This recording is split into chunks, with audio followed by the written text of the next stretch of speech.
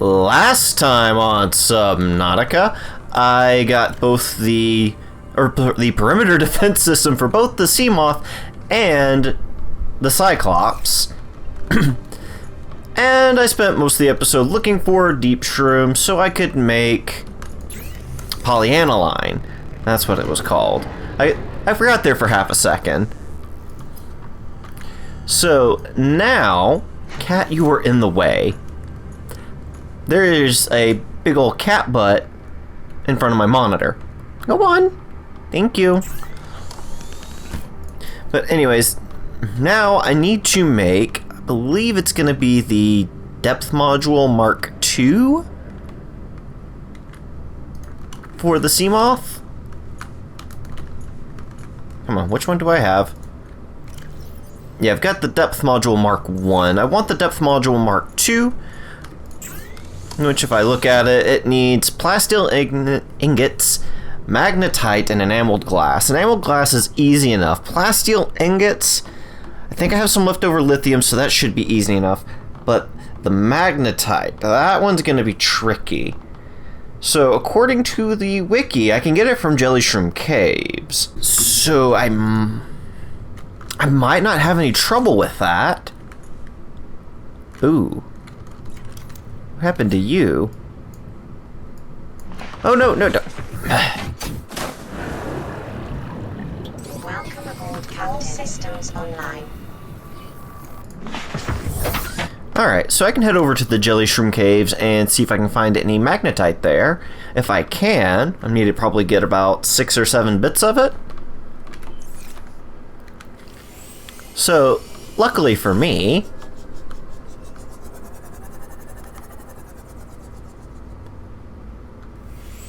Jellyshroom caves are just right here.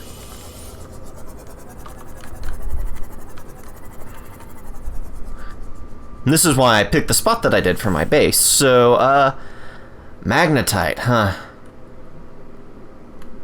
Now, I don't remember if there's anything that's hostile down here. Like, I know the worms are down here. I can't remember if they're hostile or not. I guess I'm just gonna have to find out. Hang on. What's that right there?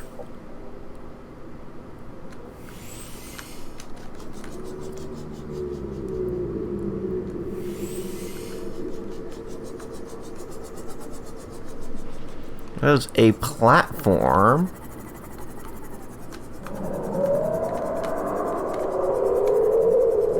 What was that?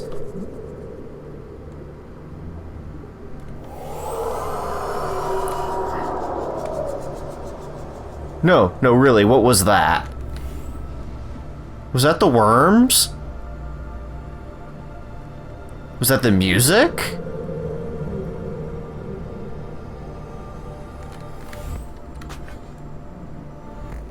Did it come from deeper? Because I actually really can't go any much more deeper than I already am. Okay, if I go down again, is it going to start screaming at me again?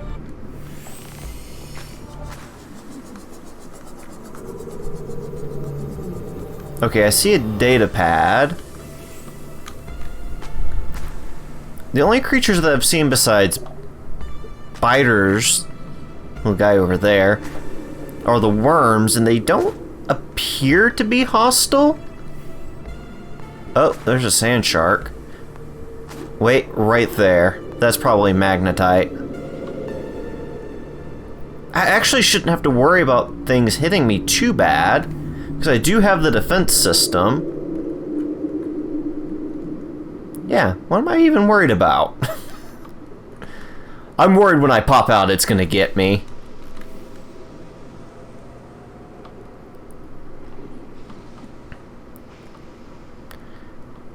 I mean, I guess they're not too close. You just go ahead and grab PDA. Location uploaded to PDA. An environmental log. Integrating new PDA data. Hang on. I'm actually curious about that, and then I'll go check out.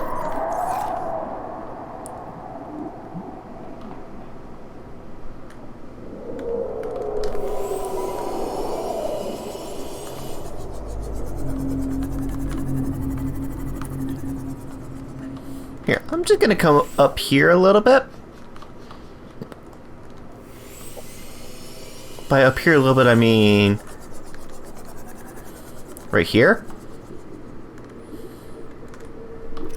Environmental log. Paul Torgal requested cross-reference of local environment scans with ideal habitat construction conditions, large subterranean cavern with multiple entrances, conditions support a unique microcosm of predatory life forms, minor structural instabilities in cave walls, extensive resource deposits, environment safety rating C, habitat site safety rating B. Site 7 has been selected for optimal habitat construction site for the following reasons: close proximity to one of the cave entrances in case of emergency, medium distance from predatory organisms, stable foundations on which to build, and ready access to materials. Signal tracking the site has been created. Oh, good. So that should be on my beacons. Okay.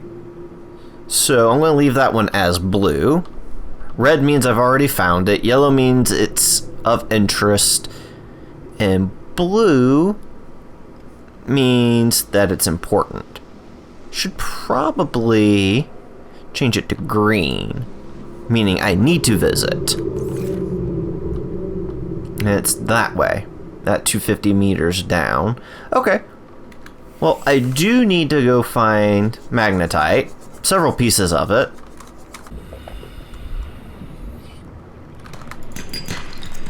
Lithium. Okay. Yeah, lithium's good. There we go. Yes, that was magnetite that I had saw earlier. That's one piece. I think I need like 5 or 6 pieces. I'm not actually certain.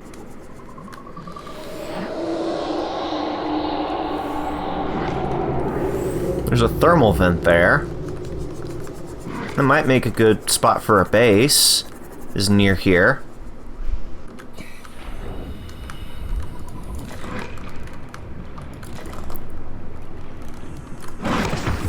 Woo! That almost got me. Okay, so they are aggressive to me, but not to the sub.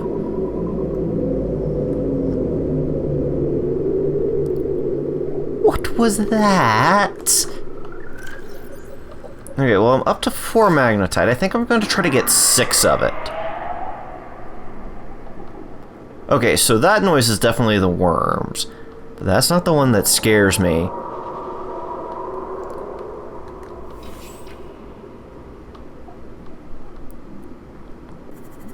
Okay, proposed Degassi habitat.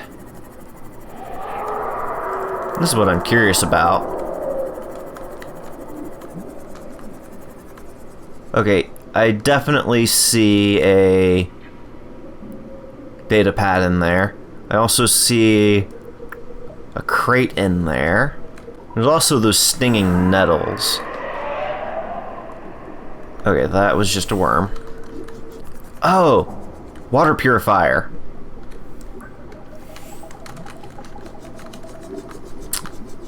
Yes, I would very much like that.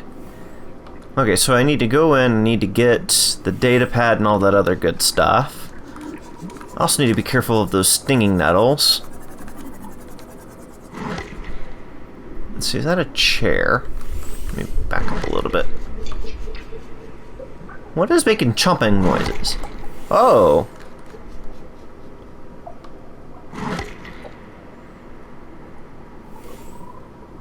Oh, I might need to repair. Now, I know that in the past that I've been able to swim into those. I don't know if that's still true or not. I've got 225 seconds. Do I have my rebreather? Yes.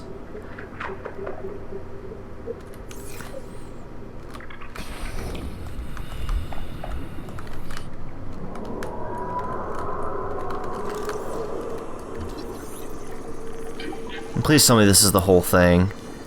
It's acting like it might be.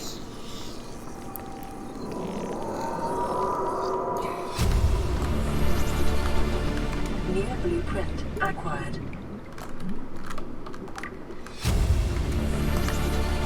Integrating new PDA data. Signal location uploaded to PDA. Integrating new PDA data. Oh, they're not stinging nettles, they're dropping stingers. Or drooping, not dropping.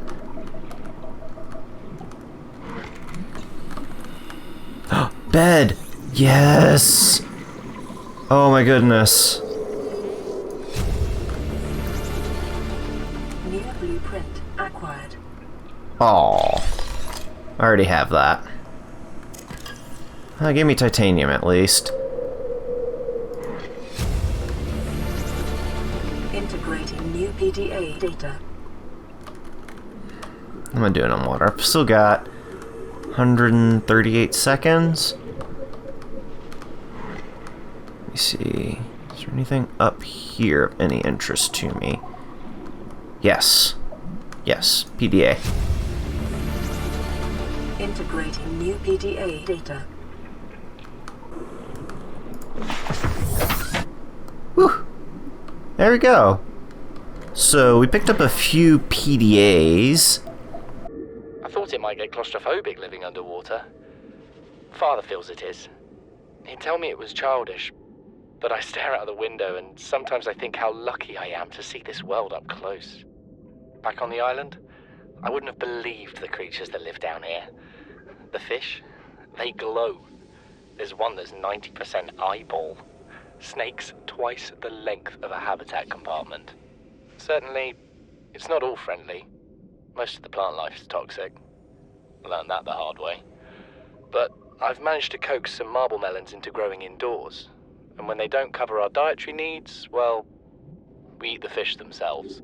It's a bit gross, but it's nothing they wouldn't do. I've been attempting to document my findings. Father approves. He says understanding is power, that the more we know about this planet, the more we can use it to our advantage. I'm just doing it because it's fun. It's not easy without proper equipment and network access, but the old-fashioned way, observing, taking notes, testing theories, shows me the world in a way a spectroscopic analysis never could. Lately, I've been watching the crab snakes. They ambush their prey as it tries to feed on the mushrooms they hide in. What they don't eat settles on the seabed, which fertilizes the mushrooms, which feeds the herbivores, and so the chain continues. Co-evolution gives me the fuzzies. Something incredible just happened. Since we're down here, I had this plan to build equipment and study the life forms we were encountering, but I didn't have enough enameled glass. So, I started looking for a natural substrate that would strengthen the glass we have, and those stalker teeth we've been finding fit the bill. Only, well, we needed more. That's when Marguerite got interested.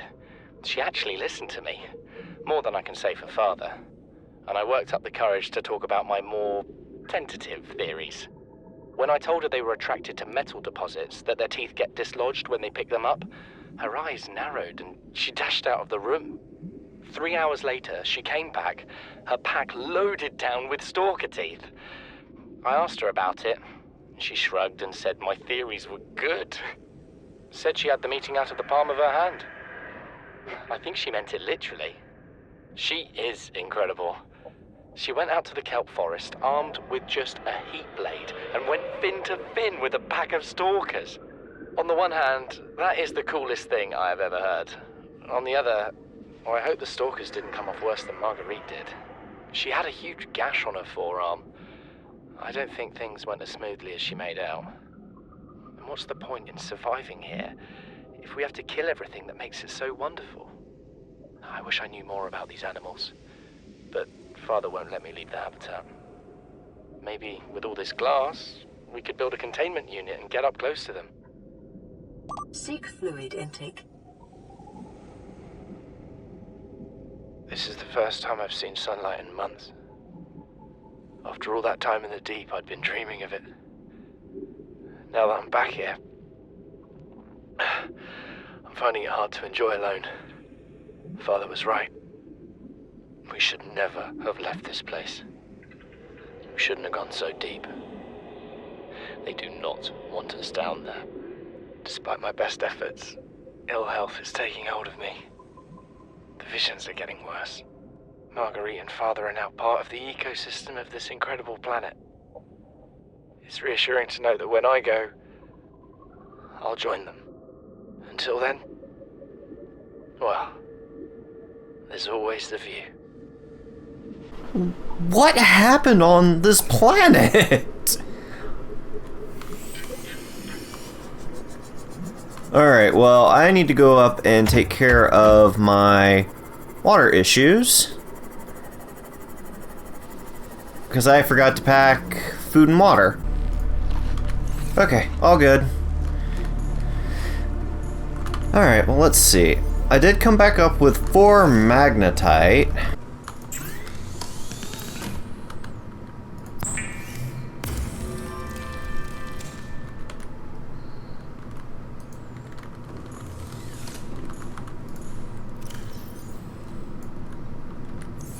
Okay, so now it has the same crush depth as the Cyclops does. Speaking of the Cyclops... Alright, so what all do I need for the Cyclops depth module? So, a plasteel ingot and 3 rubies. Okay, you know what? That'll work. It's not too in the way. I can still get through here. So what does that need? 2 titanium and a fiber mesh.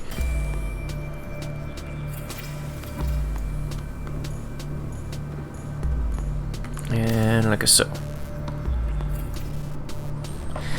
So I guess... Oh, let me just try out my new bed.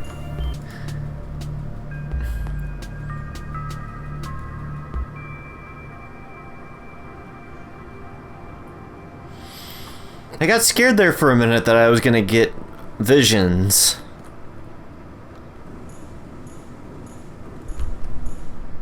Oh, so I sleep till 6 a.m. That's cool.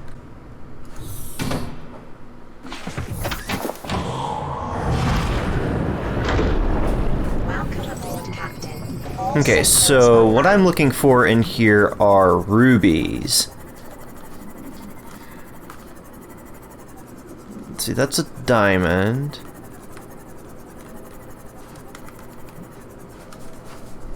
Let's see, let me stop here. Oh, that's quartz. What is this? Blood oil. Oh, that's a warper. That's a warper.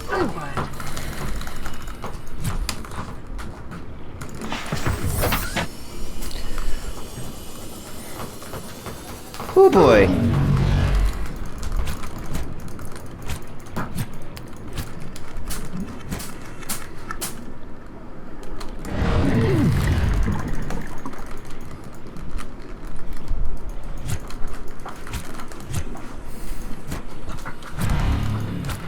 Oh boy.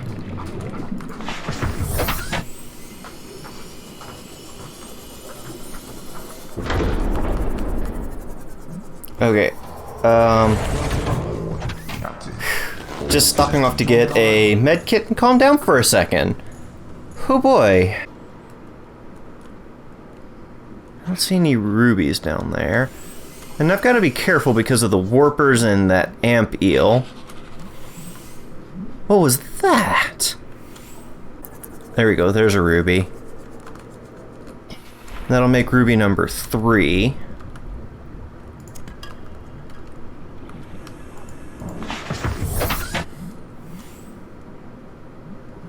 So that means I'll be able to upgrade the Cyclops. Here we go. Well, I found a single ruby.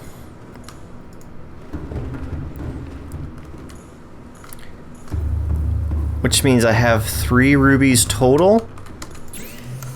And it means I just need a plasteel ingot. Need some more lithium for that, though. Alright, well, I'm going to continue grabbing all that stuff, and I'll be back shortly. Okay, that's one piece of lithium. I need one more. That's 2 pieces of lithium. Oh, let me go ahead and turn that. Okay, so since... Oh! Oh, there's one that's even deeper. Huh. Wait, 1,000? Oh. Okay, see, 1,098... 1,063. That is actually over in the Grand Reef. Huh. And that's right at Seamoth range 2. Depth module Mark 1. I'll go install that.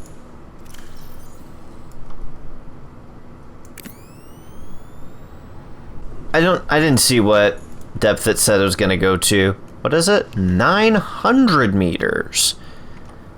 Well, that's nice.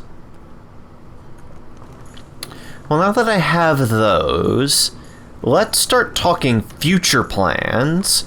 So first, I do need to continue getting the depth modules. So for the Seamoth, I just need 1 more lithium and 3 more rubies. I think I'm going to find a different place besides the crevasse, the blood kelp crevasse, I believe I called it at one point.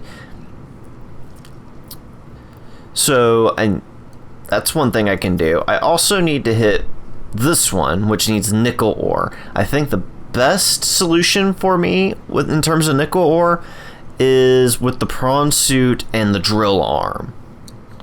I think that's going to be the best way for me to get nickel. And probably lithium at this point. And for the depth module Mark 3, I don't know what kyanite is. Literally don't know what it is. I don't know if there's anything that I can do about that. So there's all of that. Oh, and that's also something that I need for the prawn suit depth module Mark 2 is kyanite. I'm assuming that's something that I'll run to in deeper areas of the map. Let's see. Here we go, and I still do need more lithium for the drill arm. I need rubies, nickel, and plasteel for the prawn suit depth module. And all of that other good stuff. Those are the main ones, I think. The drill arm and the depth module. I need to get down to the disease research facility, see what else I can find out about down there. It's at 800 and a cave system. And then the thermal power facility, depth of 1200 inside of the volcanic zone, or volcanic caverns. But yeah, so doing this stuff is just going to be advancing the story of this game. Since I can get down to 900 meters in the Cyclops, maybe it'd be worth doing this. Maybe I'll just get the stuff for the Seamoth Mark 3 first, so it'll make going in there a little bit easier. I don't know if Mark 3 is going to be down below 800 or not with the Seamoth. I think it goes up to 900, like the Cyclops went from 5 to 9. And then I do need the one with the nickel ore for the thermal. I cannot hit that quite yet. Let's see. Also, I do need to visit the Aurora. For 1, to get the prawn suit. I'm not sure if I said that already. And for 2, I do need to get blueprints from the Aurora's main computer from the captain's quarters. Again, that's also to advance the story of the game. And I think that's about where I'm at right now. So I need more lithium, I need more rubies, and I need to go to the Aurora. The big the big problem with going to the Aurora, though. Okay, I'll I'll talk and take care of that. The big problem with going to the Aurora is the Reapers that surround it. So I have to be really careful visiting it, basically. Alright, so since I do have the defensive systems... Oh, speaking of the defensive systems... So, for the Cyclops, I can actually upgrade to the self-contained system if I get another power cell and another Seamoth perimeter defense, along with my Mark 1 auto defense. Now, the Seamoth the perimeter defense only needs polyaniline and wiring kit. I've got everything for the polyaniline, and I need 2 silver for the wiring kit. So, I've got a whole bunch of stuff that I do need to work towards. I think I will go for that self-sufficient system with the Cyclops first, and then get the depth modules that I can get. I think the primary one's going to be the Seamoth one, because I don't believe I can get the next tier of the Cyclops yet, because it needs nickel. But anyways, I think that's going to do it for me for today. Thank you guys so very much for watching, and have yourselves a very good day.